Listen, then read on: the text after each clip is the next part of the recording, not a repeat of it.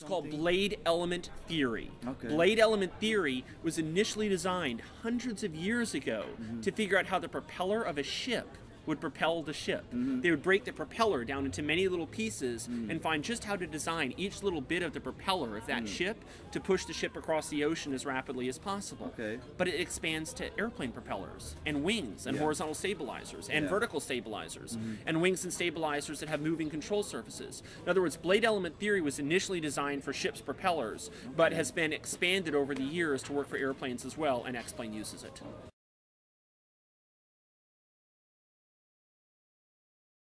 Well, I never plan ahead more than a few months, so I don't know everything that's going to happen into the future. I can tell you that over the next few months, my plan is especially to make the user interface easier to use. Because what many people will do when they come to X-Plane, they'll say, oh, it's incredible how much power I have, it's incredible how much I can do, but I can't really access all the power of X-Plane because I don't want to take the time to learn how to use the user interface. It's not easy the first moment I look at it. So my plan for the next months is to improve the user interface so that someone can rapidly see everything they can do in the simulator. Basically make the user interface easier to use. The interface we have now is perfectly logical, perfectly controllable, perfectly flexible. It works perfectly well, but it's still kind of a lot to learn. So an easier user interface to let people get access to the simulator is a plan for the future. Also, one thing we would like to see is more variety in the scenery. The scenery right now in X-Plane 10 is incredibly detailed. There's roads and lights and cars and buildings. There's just incredible detail in the scenery, but we like to add more variety so it looks much more different in different parts of the world. So those are some of the things we have lined up for X-Plane in the near future as upgrades.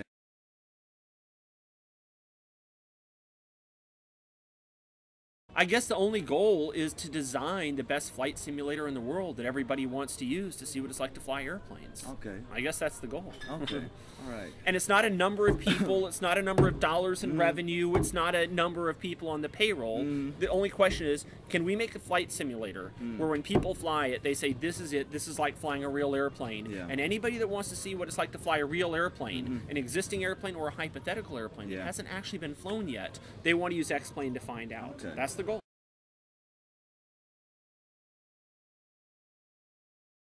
Well, okay, maybe I have three answers to that. First of all, many people will buy Microsoft Flight Simulator because they can buy add-ons for it. It's critical that X-Plane support third-party scenery editors. So the argument in favor of Microsoft, which is I can buy more add-ons for it, goes away.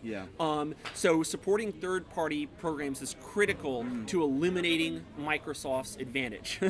All right, next, supporting third-party editors is or creators is critical because they can do a better job than me because there are more of them than me. There's one of me, there's many of them. So if third-party editors can make their own airplanes and scenery packages for X-Plane, ultimately, because I'm outnumbered by these people, they will be able to do a better job than me, and the product, therefore, will be better. So another reason is quality of the product. And then the final reason is, if the tools are easy enough to use and powerful enough, then many people will realize they can become third-party developers that currently aren't. If you go to xplane.org, for example, there's thousands of airplanes you can download. Only a tiny fraction of those airplanes come from big companies. The vast majority of the airplanes there are just people that said, well, I guess I can make an airplane, let me try. And they did it. And they uploaded the airplane to xplane.org. And now they're selling it for money and making money. So with really good tools to create airplanes and scenery packages, a lot more people can create airplanes and scenery that didn't know they could do it before. And that's a big advantage to the flight simulation industry and the people that use X-Plane.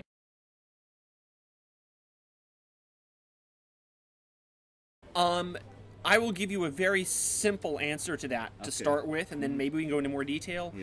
Answer number one, I'm glad they left. Because it's just less competition. Okay, so there you go. There's a simple answer. Now a slightly more detailed answer. I'm especially glad they left because I think X-Plane is a better flight simulator. I don't know if I'm supposed to say that, but I'm saying it anyway because I just think it's true. Yeah. And I think the way for people to realize how an airplane really flies, the way for people to realize how good a flight simulator can be, the way for people to realize that they can easily make their own airplanes, they can experiment with their own idea of what they think an airplane should be in a flight in a simulator.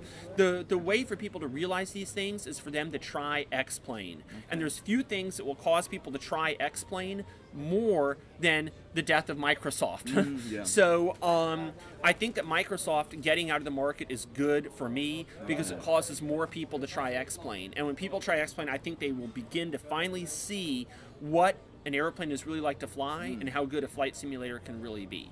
So I'm perfectly happy for them to be out. Now, Microsoft is coming back with Flight, but it seems quite clear that Microsoft Flight is like a console game. Basically, a console game that for some reason is running on a personal computer. I don't know why.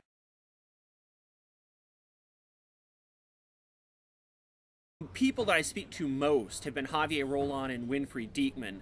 Javier Roland makes a lot of airplanes for X-Plane, and Winfried Diekmann, of course, runs Aerosoft. But I've met both of them before. It's a lot of fun, obviously, to come together and see the community that is supporting X-Plane in one way or another, now by making add-ons for X-Plane. So, of course, in a sense, you could say I've been waiting for this weekend for 20 years, right? Because when I first started writing X-Plane, I always assumed that everyone would always fly Microsoft, and I would just write X-Plane for myself, and I would be the only person on Earth to actually fly it.